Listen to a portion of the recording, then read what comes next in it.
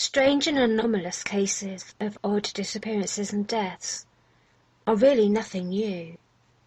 From the days of Charles Fort to John Keel, from antiquity in the Old Testament to the modern era, cases abound of inexplicably displaced and deceased persons, whose journeys to their end make no sense at all. A friend kindly sent me some very curious cases from the archives of newspapers in rural Somerset, West England, which come from the 1800s. From the Sherborne Mercury of January the 9th, 1826, for example, comes this odd case. At Chard, a man is found in the morning standing against a tree by the river, with his throat slit and no memory of the deed or how he came to be in Chard. It appears, says the newspaper, that he had been subject to aberrations of the mind and had travelled from Yeovil in the course of the night. He recollected hearing the clock strike 4 as he reached the conduit, but nothing subsequently, until he found himself in the situation we have described. On further examination, it was found his throat was severely cut and the windpipe nearly severed. The ground around his feet was covered in blood. Again, from the Somerset Mercury of November the 14th, 1836, an account of the melancholy death of James George, head gamekeeper at Dunster. Several months before his death, James George went missing for a day and a night. On being questioned as to the cause of his absence, he stated that being on the hill in the park, he saw some birds flying far above him, which he watched for a time, when he became insensible and continued riding about all night, not knowing where he was. From that time, he appeared in a low and melancholy state, and suffering from great mental excitement. He then went missing a few months later on a Tuesday, and more than 100 persons went over the domain in every direction, but no trace of him could be discovered, says the newspaper. He was found dead and drowned on the Thursday of that week. From the Sherborne Mercury of May the 30th, 1836. About 6 weeks ago, a substantial farmer residing near Chard, Somersetshire, had been transacting business in the neighbouring market town, and was remounting his horse in a dreadful state of intoxication, when a friend remonstrated with him for wanting to ride in such a state. He replied that he could ride to hell in 1/4 of an hour. Awful to relate, says the newspaper, he was found dead on the road, having fallen from his horse at a spot just 1/4 of an hour's ride from town. Well, on the official website for Pastimes Cabins, RV Park and Campground, in the great Okefenokee swamp in southeast Georgia, there is a section on the law of the area. It writes, documented paranormal stories of the unexplained and the unusual, along with some pretty weird stuff that has happened in and around the swamp. They say this includes UFO sightings, alien abductions, hauntings, Bigfoot, skunk ape and pigman. Well, one account they give is UFO sighted on east side of swamp, May 1998. And actually, although it's called a swamp, it's actually a 700 square mile National Wildlife Refuge. So they say UFO sighted on east side of swamp, sighting observed over several mile area. The editor of the local newspaper gave a description as a large shiny black object which hovered for some time then broke into smaller objects and flew away in different directions. They say no plausible explanation has ever been given for this sighting. But it was the next item, actually, that really took my attention. Alien abduction, they write. In early 1996, a former Everglades National Park ranger, on vacation from upstate New York, visited the National Wildlife Refuge's west side for birdwatching. He put his canoe in at Stephen Foster Park and paddled over to Billy's Island. He didn't return. His canoe was found that evening on Billy's Island. Over the next few weeks, local, state and federal officials started a search for him, which escalated to an extremely extensive search. Exhaustive searches of the island were conducted, hand-to-hand searches combing the entire island. Turned up nothing. Heat-seeking infrared helicopters were brought in, sensitive enough to identify small animals. Well, this man weighed over 300 pounds, but it turned up nothing. Bloodhounds were brought in. The hounds could not pick up a scent beyond a small loop. Cadaver dogs were brought in. They turned up nothing. All hope was given up until 40 days later a bedraggled man was seen by a boater leaning against a tree near the water's edge. A day after this sighting, a dazed man identified himself as the missing man to passing canoeists. He was brought to the hospital in a confused and disoriented state. He was not very informative as to what had happened to him. The man insisted he'd been wandering aimlessly on the island the whole time. The island is a small, well-used island. Federal, state and local officials in the searches didn't buy his story, wrote the newspaper. He has never publicly stated he was abducted. Speculation around the swamp is he was taken from the island without his knowledge, then returned some time after the search had been scaled down, with his memory seemingly erased. A classic UFO abduction, they say. Well, was it? It's certainly a baffling tale, and in fact, by checking archives of newspapers from back then, it appears that this man's disappearance really did happen. The man who went missing was called Mike Goodell, and he was a former ranger at Everglades National Park. He was 33 years old at the time and was working as a corrections officer. It happened on February the 14th, 1996. The Florida Times-Union reported he was off on a 3-mile trip to Billy's Island, where he planned to spend the day exploring the ruins of an old logging community, park officials said. Goodell hasn't been seen since. Nearly a month later, the mystery of what happened to the Mount Morris corrections officer baffles family members, park rangers, and the dozens of Georgia and Florida law officers who searched for him. 4 to 5 campers a year get lost and have to be rescued at the refuge, but park rangers say they can't remember anyone who went in and didn't come out without being found.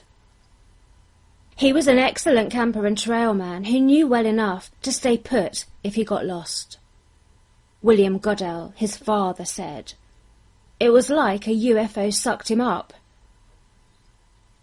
His abandoned canoe was found on Billy's Island, sparking a search that eventually involved more than 80 rescue workers, bloodhounds, cadaver dogs and helicopters with sophisticated tracking devices.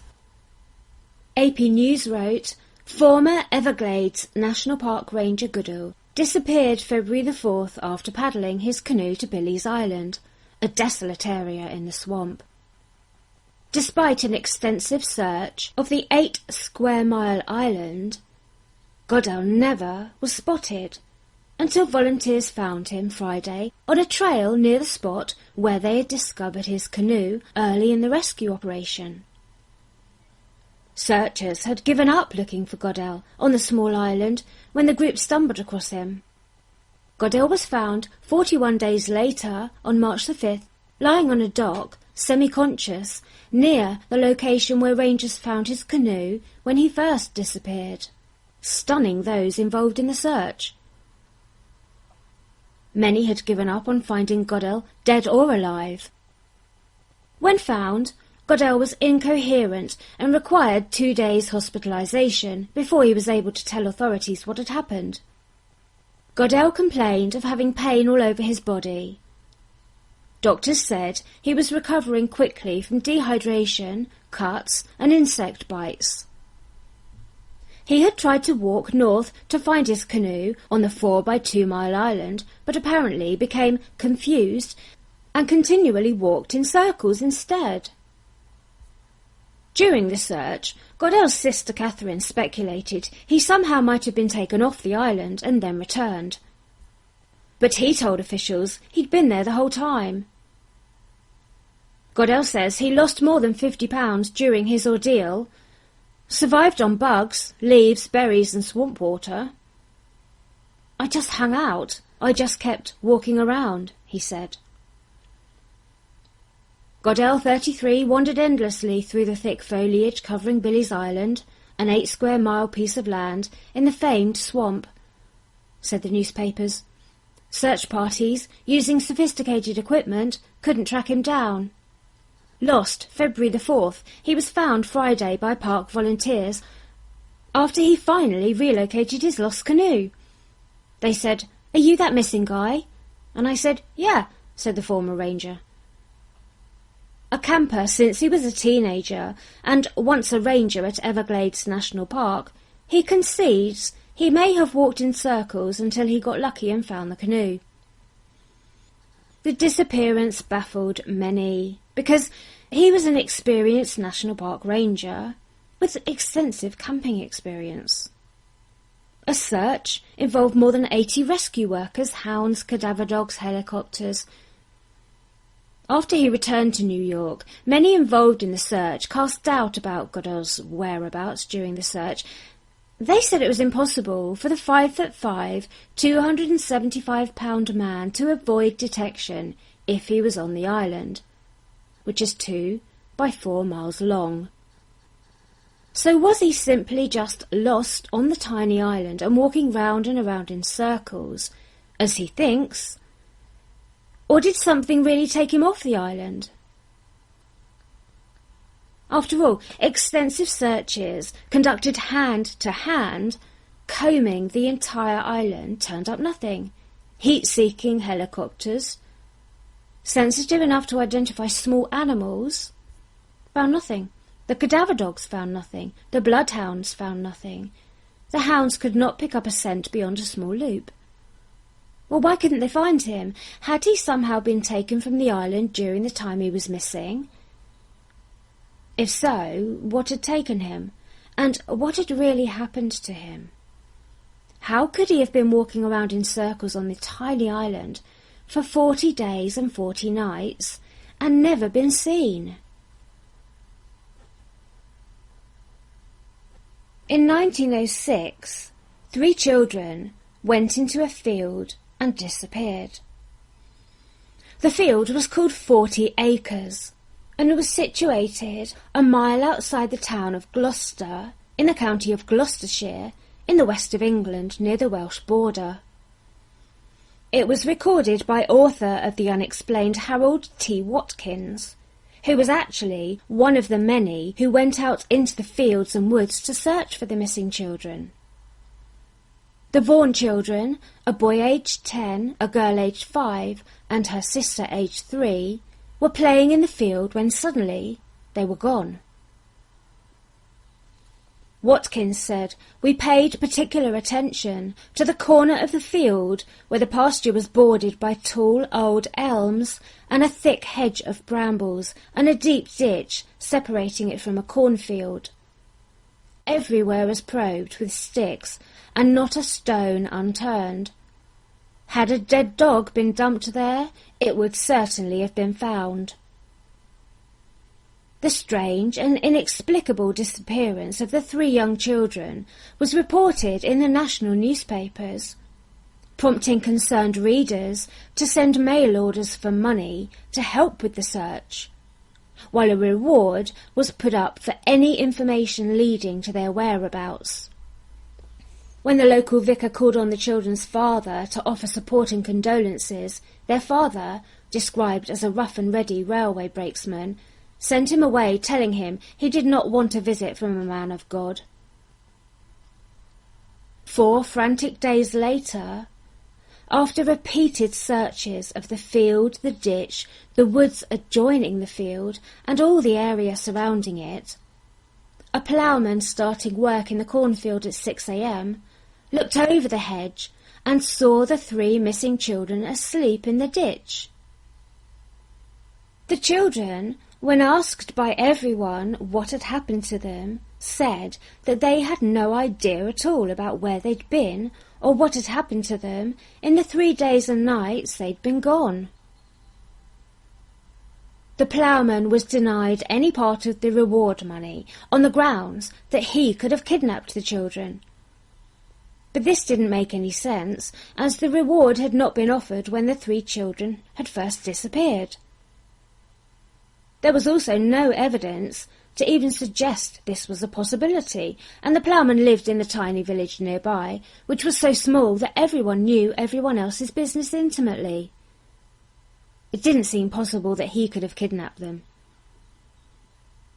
The male child, when he became an adult, continued to say that he had no idea where they'd been or what had happened to them in the 3 days and nights that they'd been gone.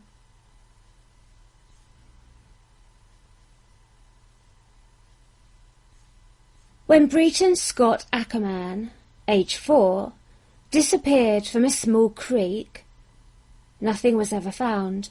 No body, no clothing, and no scent, despite search dogs and 500 people looking for him. 8 years later, his father tells KSTV, "I don't understand it, I don't like it, but you can't change it. It's over in an instant. You wish you could go back and say, we shouldn't have gone down there that day, or I should have had him tied to my belt or something like that, but you can't do that," said his grieving father. "Water was the only thing that makes sense," he said, "and that still doesn't make sense." Brayton had been fishing with his father and other relatives in a small creek when he disappeared. 1 minute he was there, standing next to the others, and the next minute he was simply gone. He was with his father, 2 more adults and 5 other children, that fateful day on May the 22nd, 2005, at Willow Creek, southeast of Alton, Iowa. He disappeared in the afternoon. His father said, "Everybody's just catching them," he means the fish, "and throwing them in the bucket, and I think I'd looked across. I asked one of the kids, 'Where did Brayton go?' It was just that quick. He was just standing by the bucket, dumping fish in, and then boom, that was it." 7 years later, police are still trying to unravel the mystery of what happened to Brayton. "The boy simply vanished without a trace," said the Sioux City Journal. They continue. Every May the 22nd, his father visits the spot where his son disappeared, desperate for an answer. Normally a shallow creek, when his little boy vanished, the creek, which runs through a cornfield, was swollen with rain. It was presumed he drowned. Yet despite the huge search in the creek, his body was not found. Well, in the hours that followed the little boy's disappearance, a desperate and frantic search of Willow Creek began. Gates were placed downstream as a precaution. Divers, search dogs, and up to 500 volunteers scoured the creek, but they found no sign of him. Searchers followed the creek for 17 miles to the Floyd River in Le Mars, Iowa. Then they searched the river down to Missouri River. Many believed he had to have fallen off the bridge into the creek and drowned, but extensive searches by divers failed to find his body, and dogs, search crews, volunteers and helicopters overhead turned up no clues.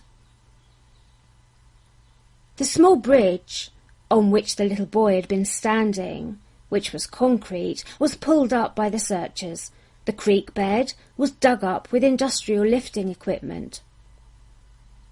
His father said they dug down and back in the bank to make sure he didn't fall in a hole or was covered up. All the culverts had to come up and were searched with people and dogs, just looking for anything, clothing, any stitching. His father said he had bare feet. He's like me, tender feet. I can't stand to walk on cement hardly with bare feet. So he wouldn't have just run up the hill. And nobody came down that road to where we were, he says, ruling out any possibility of an abduction by a stranger. Sioux County Sheriff Dan Altina said tidal experts estimated that if the little boy had been in the water, the size of his body would only have travelled 100 yards or so down the river. But we found nothing, said Sheriff Altina, not a piece of ripped shirt or anything. He vanished in a seemingly supernatural speed, practically in plain sight of his father and other relatives. Even mesh fencing strung over the creek yielded nothing. Sheriff Altina chased several leads in an effort to find the little boy. He said, could Brayton have walked the distance of a quarter-mile to the Blacktop Highway and been kidnapped? Could he have fallen into an animal hole and been buried? But they checked all of the holes. And the sheriff gave a polygraph test to a relative who'd been at the creek that day. They didn't suspect him, but they wondered, when the man ran off for help and got in his vehicle, could the little boy have snuck inside the vehicle? Well, the relative passed the polygraph, and no one at the creek is suspected of harming Brayton, said the sheriff, adding, it's been really hard to never find the boy. He said he's still baffled by it and still hoping there will be a clue at some point that could help locate him. At the scene where it happened, Altina said, just looking at it, you just want to start all over and do a total search all over again because you think, how in the world is this possible? On the day he disappeared, the group were all on the small concrete bridge over Willow Creek and said they lost sight of the little boy for less than a minute. Many believed he had to have fallen off the bridge into the creek and drowned, and yet the group of adults and children he was with heard no loud splash, no shout, no scream, no cries. He vanished from among them, and they saw nothing.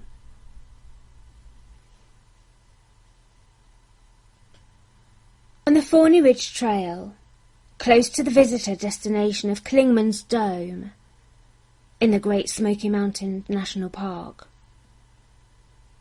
Teresa Trenny Lynn Gibson bizarrely disappeared on the 8th of October 1976. 16-year-old Teresa, who was known to her friends and family as Trenny, had gone to the Great Smoky Mountain National Park on a field trip with approximately 30 other students from her high school, Bairden High in Knoxville, Tennessee.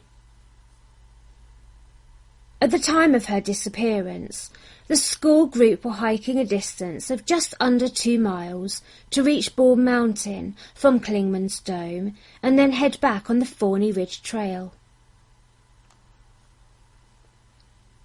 As they walked along, the group of 30 or so split off into smaller groups when they reached Thorny Ridge Trail. Despite the number of students, they had only one teacher accompanying them, along with the bus driver.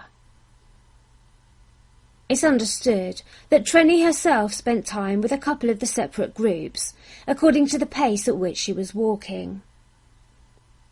She was last known to have been seen at approximately 3 p.m, close to Clingman's Dome, on a trail that was quite steep and surrounded by thick woodland on either side. At the time of her disappearance, she'd been surrounded really by the group she was with and other groups of the school party, behind and in front of them on the same trail. There were also lots of other hikers around too because of the popularity of the location. Clingman Dome offered a great scenic viewpoint.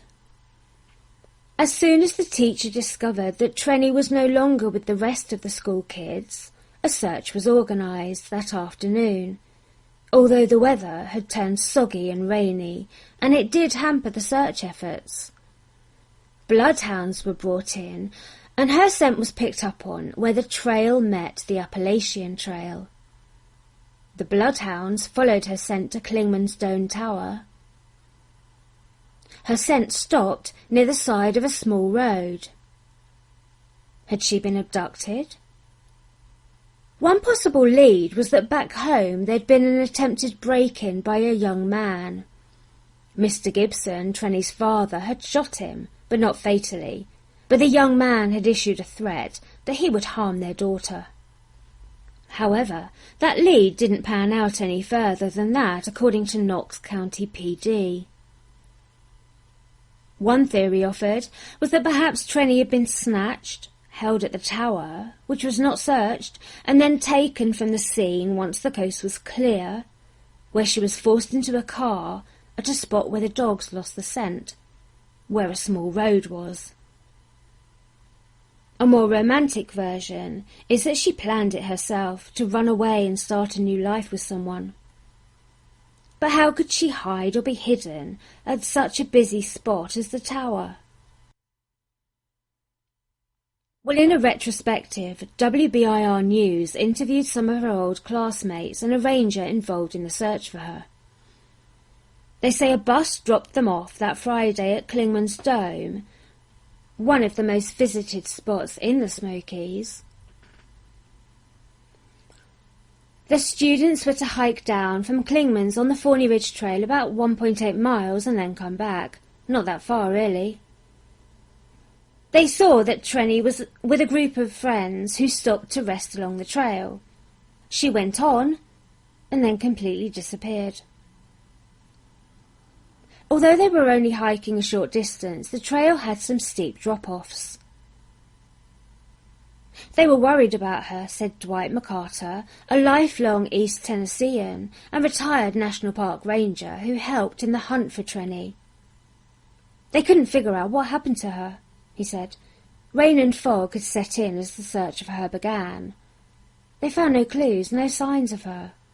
The following day, says WBIR, about 150 people took part in the search. Again, nothing was found that could offer an explanation about where Trenny was. Then the next day again, on the Sunday, the search grew in size. Rangers blocked drivers from taking the spur road that leads to Clingman's Dome to prevent the curious getting in. Tracking dogs picked up on Trenny's scent, and that's what puzzles retired Ranger McCarter, who took part in the dozens of searches during his decade as a ranger. He said he trusts tracking dogs. Searchers used about a dozen dog teams, bloodhounds and German shepherds, to look for her. 3 of the dog teams detected Trenny's scent at the intersection with the Appalachian Trail. They followed it by Clingman's Dome. And McCarter says, with all the people at the tower taking in the view, some of the dogs last detected her scent along the roadside about 1.5 miles from Newfound Gap. And that was it. The weather prevented an immediate aerial search beginning, and because of the bad weather the helicopters couldn't look for her until later in the afternoon. When they did start to look for her, though, they found no sign of her and no clothes. The season didn't help. Many trees still had their foliage, making it harder to look down onto the ground. The chief ranger told reporters he was almost certain Trenny was not in the park. But could someone have taken her? The FBI went to Trenny's school after she vanished. They interviewed all the students. The investigation went nowhere. Myra Bowling had sat at the back of the bus with Trenny that day. Speaking to 10 News, she said, "I have never, nor will I ever forget that very long day." To this day, Trenny has never been found. Well, on the exact same trail, the Thorny Ridge Trail, and the exact same visitor destination, Clements Dome, very recently, something else very strange happened. Mystery deepens over missing hiker after body found a week later in Smoky Mountains, wrote the Charlotte Observer on October the 3rd, 2018. A day earlier, search crews had found the body of missing Mitzi Susan Clements, under a mile from the Appalachian Trail and approximately 2 miles from Clements Dome parking area in the Great Smoky Mountains. She'd disappeared on September the 25th. She'd vanished within a quarter mile of grassy Andrews Bald Mountain, a double peak on the Thorny Ridge Trail, just south of Clements Dome. How she died, or how she came to be in that area, was not released, reported the newspaper. Reporter Mark Price wrote, "The body of a hiker who went missing a week ago in the Great Smoky Mountains National Park has been found, but the mystery grows as to what exactly happened to the 53-year-old mum from Ohio." Mitzi Clements was hiking with her daughter when the pair lost sight of each other, according to the National Park Service. This happened at around 5 p.m, after her daughter said she wanted to go on ahead so she could climb the highest point in the Smoky Mountains, Clements Dome Observation Tower. At an elevation of 6,634 feet, it's the highest point and offers an incredible view of the national park. The daughter was going to hike on ahead and would then double back to meet up with her mother. National Park officials stated it was still light and the two were fairly close to the parking lot. The daughter decided to hike ahead just a little bit, said park spokeswoman Julina Campbell, adding the plan was to turn around and just meet up with her. She did that. They weren't separated for very long, but when she turned around she couldn't find her mother. They were only out for a day hike, and so the mother and daughter were not dressed for camping at night. The Park Service posted on Facebook, "Rangers are searching for a 53-year-old woman from Cleves who was last seen in Clements Dome area, hiking with her daughter on the Thorny Ridge Trail when the two became separated near Andrews Bald. Anyone that saw Clements in the late afternoon or since is asked to call." The Charlotte Observer wrote, "Last seen wearing a green zip-up sweater, black leggings and grey running shoes. The 5'6" missing woman had been expected to meet back with her daughter at the parking lot, but she never arrived back." Well, a search was to begin, which would last for a week. Park officials searched the immediate area that night, without success. The next day, a group of experienced searchers spent the night on the Appalachian Trail, attempting to find Clements and also interview any hikers in the area. More than 100 trained search and rescue personnel were brought in to search what was described as steep, rugged terrain where the missing woman was last seen. The National Park Service website wrote, "National Park officials have entered the 6th full day of searching. Over the weekend, the search effort intensified with the addition of personnel and specialised equipment from 5 states. Searchers, canine teams, helicopters and drones are continuing to work in steep, rugged terrain.